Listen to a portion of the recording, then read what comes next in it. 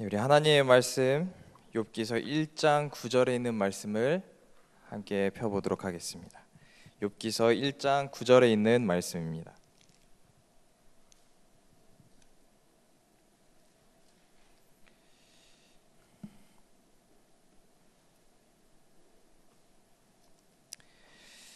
욥기서 1장 9절에 있는 말씀 제가 읽도록 하겠습니다. 사단이 여호와께 대답하여 가로되 욥이 어찌 까닭 없이 하나님을 경외하리이까. 아멘. 오늘 저는 아주 짧고 단순한 메시지를 전달해 드리려 합니다. 제목은 까닭 없이 라는 제목을 가지고 말씀을 나누려 합니다. 우리는 욥의 삶을 익히 들어서 잘 알고 있습니다. 그죠? 욥이 어떤 삶을 살았고 또 어떤 인물이었고 잘 알고 있습니다. 그리고 욥은 성경이 기록하듯이 그의 삶이 하나님이 보시기에 아주 온전하고 또 의로웠고 하나님의 뜻에 합한 사람으로 기록되어 있습니다. 물론 욥이 그렇게 되기까지의 과정이 매우 순탄한 것은 아니었습니다. 그죠? 여러 일들이 있었어요. 여러 고난과 시험이 있었고 또 여러 조건들이 충족되어야 하였습니다. 이 욥의 이야기는 정말 무궁무진하고 지금도 계속 연구되어지고 있는 내용들인데요. 그 중에서 이 초반부에 나오는 오늘의 내용은 우리에게 신앙의 시작점을 다시 한번 돌아보게 해줍니다. 그 중에서 오늘 하나님의 사람의 첫 번째 조건이자 어떻게 보면 시작이 될 수 있는 그 질문을 함께 살펴보고자 합니다. 그리고 오늘날 우리에게도 똑같이 이 욥의 질문이 욥에게 해줬던 이 질문이 우리에게도 지금도 이어지고 있습니다. 그 한 조건이 있는데 그것이 바로 우리가 함께 본 그 말씀입니다. 오늘 제가 읽은 본문에서 사단은 하나님의 말씀에 이렇게 반대하면서 욥이 어찌하여 까닭 없이 하나님을 경외합니까? 라고 말을 합니다. 의심과 공격을 하고 있어요. 사단이 욥이 까닭 없이 하나님을 경외할 리가 없어요. 그렇게 주장하는 것은 반대로 하나님께서 주장하시는 것처럼 욥은 까닭 없이 나를 섬기는 거야 라고 말하고 있습니다. 그러므로 여기서 논쟁의 쟁점이 되는 까닭 없이 하나님을 섬기는 것, 그것이 무엇인지 오늘 욥의 내용을 통하여서 함께 살펴보고자 합니다.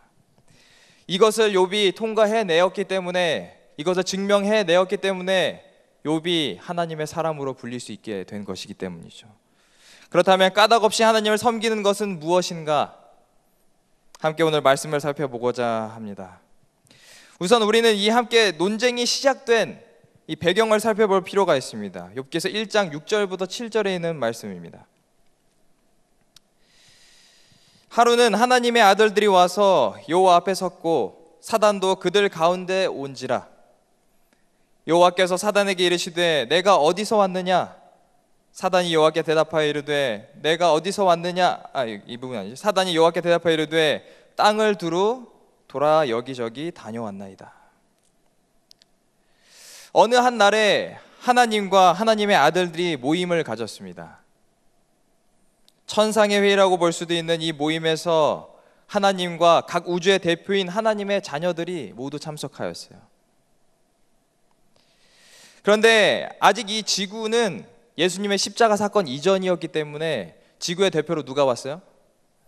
사단이 왔어요. 이런 배경에서 하나님께서 마귀와의 대화를 시작하십니다. 하나님께서 말씀하셨어요. 내가 어디서 왔니? 7절에서 말씀하셨듯이 사단에게 먼저 하나님께서 사단에게 먼저 질문을 하셨습니다. 사단이 먼저 하나님께 말을 건 것이 아니고 하나님께 먼저 사단에게 질문을 하셨어요. 어떠한 의도가 있어서인지 몰라도 하나님께서 사단에게 질문을 하셨습니다. 마귀야, 넌 어디서 왔니? 이것은 하나님께서 사단이 어디서 온지 몰라서 물으신 것이었습니까? 아니에요. 전지전능하신 하나님께서 사단이 지구에서 왔다는 것과 또 그가 지금 뭘 하고 있는지도 너무 상세하게 다 알고 계셨어요. 그럼에도 이 의도된 질문을 하나님께서 하심으로써 이 대화는 시작되었습니다. 이 질문에 사단은 어떻게 대답하였습니까? 7절에 땅을 두루 돌아다니면서 왔습니다. 이 사단의 대답은 그냥 이렇게 내가 그냥 지구에서 왔어 이런 것이 아니라 그 안에 내포된 의미는 이 지구를 내가 여기저기 구석구석 내 집처럼 드나들면서 다니고 있다. 아주 구석구석 지구에서 내가 잘 알고 있어요. 즉 지구는 누구의 겁니다? 나 사탄의 세력 안에 있어요. 그런 의미를 내포하고 있습니다. 이 지구, 온 세상은 내 손 안에, 내 사단의 세력 안에 있습니다. 이렇게 사단은 강력하게 자신이 지구에 완전히 정복하였음을, 또 하나님 손에서 이 지구가 벗어났음을 당당히 말하였어요. 내가 두루두루 그냥 다 돌아다니면서 왔어요. 이런 도전 어린 대답에 하나님께서 계속해서 이어서 말씀을 하십니다. 8절 함께 보도록 하겠습니다.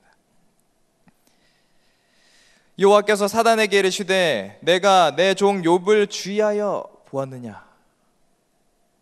하나님께서는 사단의 기만 어린 대답에 맞대응하지 않으시고 다시 한번 물으셨어요. 다시 한번 질문하십니다. 그런데 너가 내 종 욥을 봤니?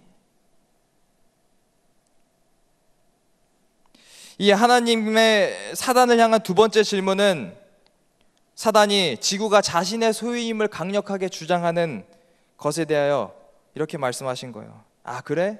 그 지구가 다 너네 거야? 다 너가 정복했어? 근데 세상 모든 것이 다 너 거라 그랬는데 그 중에서 혹시 하나님 거, 나의 사람 욥 혹시 봤니? 욥 알고 있니? 하시면서 사단의 주장이 옳지 않음을 여기에서 말씀하셨습니다. 이 세상이 사단에게 정복되지 않았음을 욥을 통하여서 하나님께서 증거하신 것이었어요. 이 장면은 너무나도 통쾌하고 감동적인 장면입니다.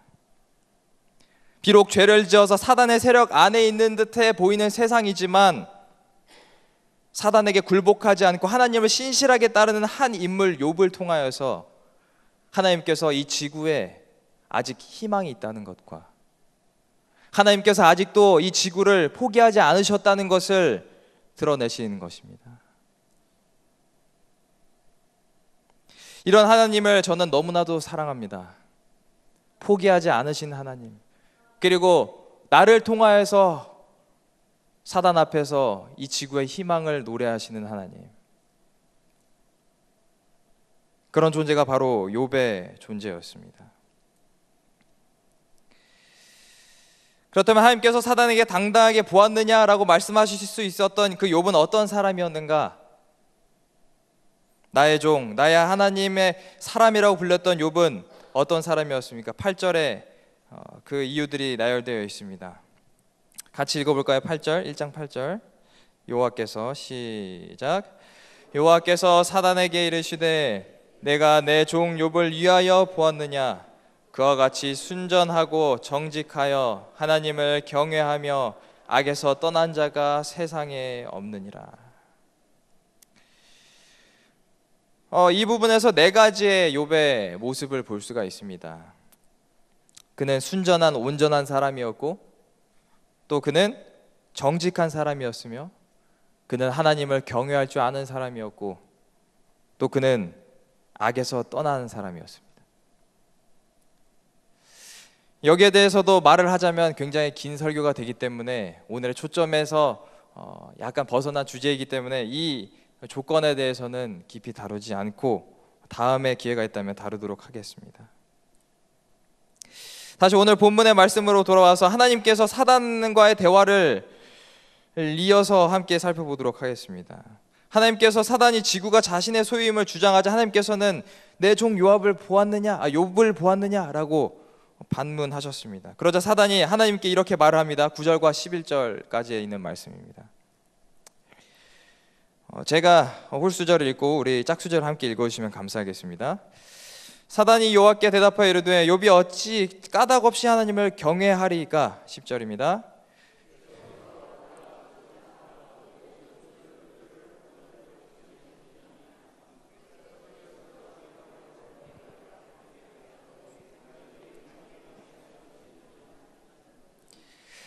이제 주의 손을 펴서서 그의 모든 소유물을 치소서. 그리하면 정령 대면하여 주를 욕하리이다.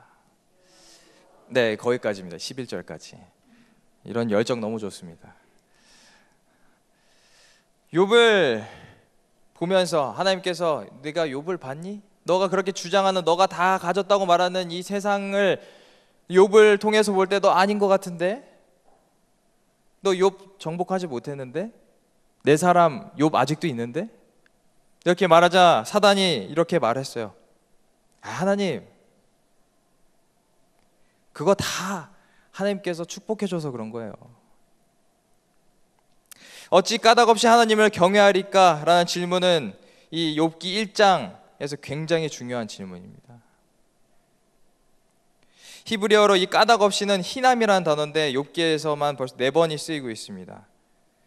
이 까닭이라는 것은 우리가 너무나도 잘 알다시피 일이 생기게 된 원인이나 조건을 말하고 있는데, 쉽게 이해하자면 까닭 없이는 이유 없이랑 이렇게 같이 쓰인다고 생각할 수가 있습니다. 사단이 강력하게 하나님의 욥에 대한 생각에 반대하면서 말한 것이에요. 에이, 하나님, 욥이 하나님을 까닭 없이 아무 이유 없이 섬길까요? 아무 이유 없이 믿겠어요, 하나님을? 하나님이 계속 사업 잘 되게 해주시고 돈 많이 벌게 해주시고 자녀들 잘 되게 해주고 풍족하게 해주니까 믿는 거 아니에요. 하나님께서 그렇게 계속 축복해 주시니까 섬기는 거예요. 하나님은 욥에게 속고 있는 거예요. 경건해 보이는 그런 겉모습에 하나님께서 속고 있는 거라고요. 욥이 아무 이유 없이 하나님을 섬길 리가 없다고 사단이 공격하였습니다. 그렇다면 까닭 없이 하나님을 경외하는 것, 이것은 과연 무엇으로 하나님을 믿는 것을 말하는 것입니까? 만약 어떤 사람이 아무 이유 없이, 이기적인 동기 없이, 이유 없이 하나님을 섬긴다면 과연 무엇을 하는 것이에요? 바로 사랑입니다. 많은 영화나 드라마에서 여주인공이 남자 주인공에게 묻습니다. 나 왜 사랑해? 여자 주인공이 묻죠. 그럼 남자가 뭐라고 대답해요? 사랑하는데 이유가 어디 있어? 그럼 거기에 또 감동받아가지고 하면 좋은데, 아니야, 제대로 말해봐, 이렇게 많이 가죠. 사랑하는데 이유가 필요해? 우리 성도님들, 자녀들을 사랑하는데 이유가 있나요? 사랑하는데 이유가 없어요. 그러므로 까닭 없이 하나님을 경외한다는 것은 이유 없이 바로 하나님을 사랑한다는 것입니다. 그렇다면 사단이 하나님께 욥이 어찌 까닭 없이 하나님을 경외하리까? 라는 질문 속에는 어떤 의미가 담겨 있는 것이냐면, 사단은 욥의 외적인 행동에 대해서 공격하는 것이 아니라 그 질문의 진짜 의도는 정말 이유 없이 욥이 하나님 당신을 사랑하고 있는 거예요? 정말 욥이 하나님을 사랑하는 겁니까? 이 질문은 욥의 모든 삶의 동기에 대한 공격이었어요. 욥이 행동하는 모든 삶의 동기가, 살아가는 이유가 하나님을 사랑하는 마음에서 나온 것인가를 공격한 것이었어요. 이 질문은 오늘날 우리에게도 적용되는 대쟁투적인 질문입니다. 욥이 하나님을 사랑하기 때문에 섬기는 것인가? 우리는 하나님을 진심으로 사랑하고 있나? 내가 먹고 마시는 것이, 나의 예배가, 나의 봉사가, 나의 일, 나의 꿈, 나의 직업, 나의 삶의 동기, 그 뿌리가 하나님을 사랑하는 것에서부터 시작되었는가? 하나님 정말 오늘 보고 싶어서, 하나님 만나고 싶어서 교회에 왔는가? 사랑한 사람이랑 잠깐이라도 떨어져 있으면 그 힘든 그 마음을 나는 하나님과 말씀과 기도를 하지 않을 때 느끼고 있는가?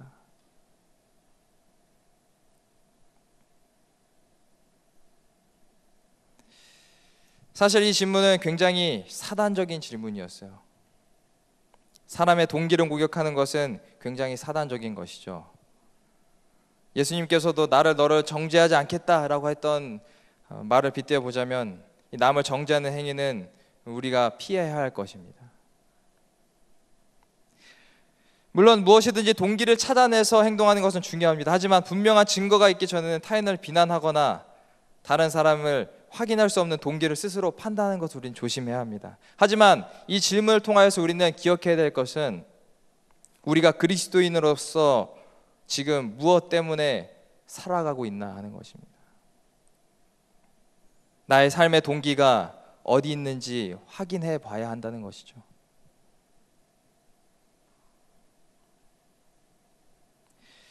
마태복음 12장 19절서부터는 이렇게 말씀하셨습니다. 예수께서 대답하시되 첫째는 이것이니 이스라엘아 들으라. 곧 우리 주 하나님 유일한 주시라. 내 마음을 다하고 목숨을 다하고 뜻을 다하고 힘을 다하여 주 너의 하나님을 사랑하라 하신 것이요. 모든 계명 중 첫째, 모든 그리스도인들의 목표로 삼고 살아가야 할 한 가지가 바로 우리 주님을 사랑하는 것입니다. 우리는 이것을 기억해야 하고 실천해야 합니다. 그런데 이 동기는 우리가 항상 공격받고 있습니다.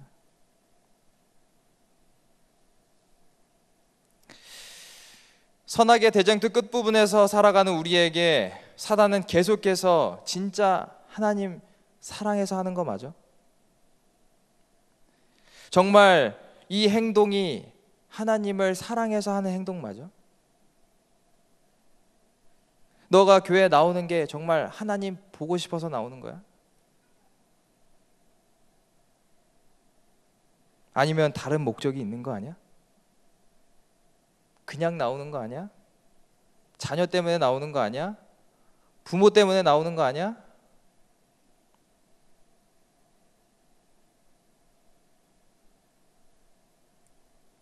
이 공격을 사단은 매일매일 온 우주 앞에서 하고 있습니다. 하나님, 쟤 죽어야 되래요. 하나님 사랑하지도 않아요. 그냥 하나님이 주시는 것 때문에 그런 거예요.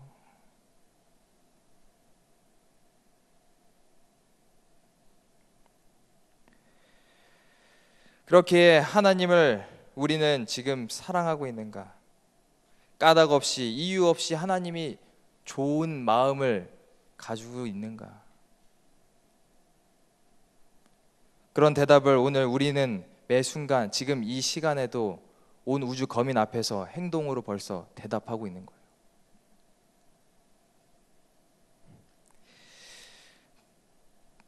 그러므로 우리는 스스로 매일 이 질문, 내가 하나님을 진짜 사랑하나? 내가 하나님을 진짜 보고 싶은가? 천국에 내가 왜 가고 싶을까? 내가 처음 믿음을 잊어버리진 않았나?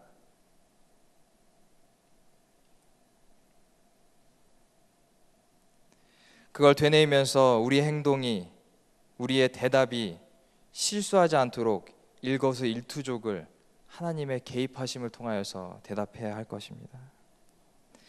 우리가 말씀과 기도로 무장하지 않으면 이걸 대답할 수 없어요. 가려지지 않기 때문이죠, 우리의 행동이.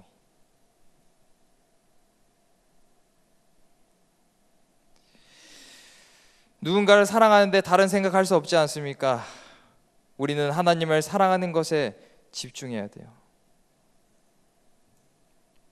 우리의 삶이 하나님을 정말 사랑함으로 이유 없이 하나님께 섬김을 바칠 수 있도록 하는 우리가 되길 바랍니다.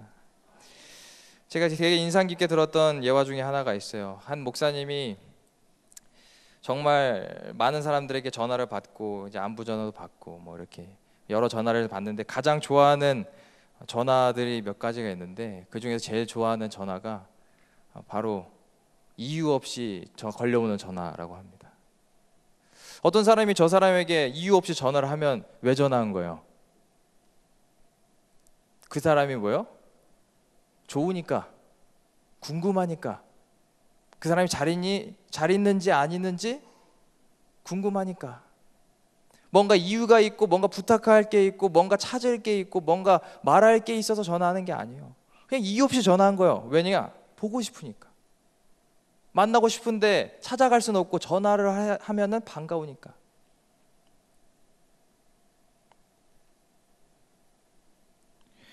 우리가 신앙하는 것이, 우리가 살아가는 것이 정말 까닭 없이, 이유 없이 하나님을 사랑하는 것과 같았으면 좋겠습니다.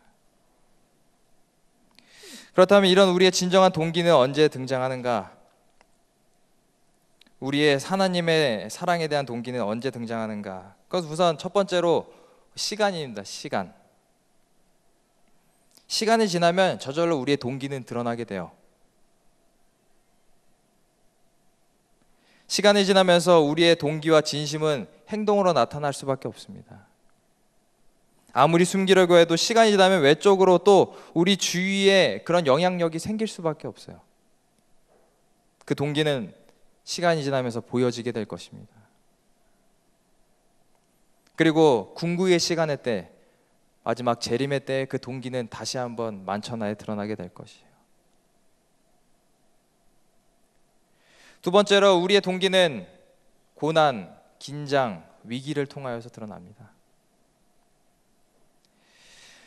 욥도 위기를 거쳐서 그 동기가 드러났고, 아브라함과 다윗들도 아주 믿음이 좋은 사람들처럼 보였지만 시험과 고난 앞에서 자신의 가족과 하나님을 배반하는 것을 보았어요.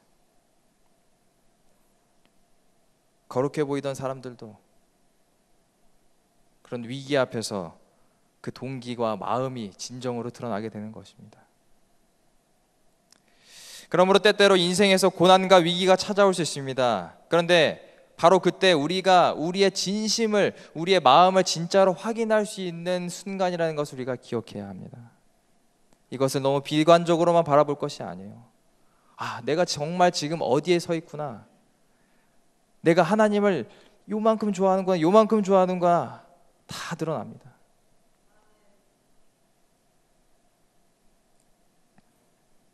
기억할 것은 이런 위기들에서 평소에 우리가 맺어온 사랑의 결과가, 또 동기가 확인되는 것이지 갑자기 없던 믿음과 사랑이 생기는 것은 아니라는 것이에요.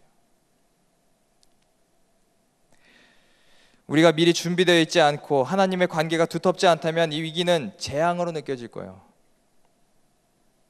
반면 하나님을 사랑했던 사람들에게, 긴밀했던 사람들에게는 자신의 믿음을 증명할 수 있는 그런 믿음의 장이 될 것입니다. 증명의 장이 될 것이요. 하나님을 향한 순수한 사랑을 확인할 수 있는, 그 무엇도 흔들어 놓을 수 없는 사랑을 확인할 수 있는 그런 축제의 장이 될 것입니다. 말씀을 정리하면서 우리는 매일매일 욥과 같이 사단의 이 질문을 받으면서 살아갑니다. 우리의 마음의 동기를 매일매일 확인해야 합니다. 그리고 우리의 마음의 동기, 하나님을 섬기는 그 동기는 사랑이 되어야 합니다. 직책이 아니라, 또 누군가의 부탁이 아니라, 또 누군가의 때문이 아니라. 마지막 때 결국 우리가 계속해서 받는 질문, 또 마지막 심판대 위에서 궁극적으로 받는 질문은 단순하면서 분명한 하나님에 대한 사랑의 확인의 질문입니다. 까닭 없이 나를 섬겼느냐?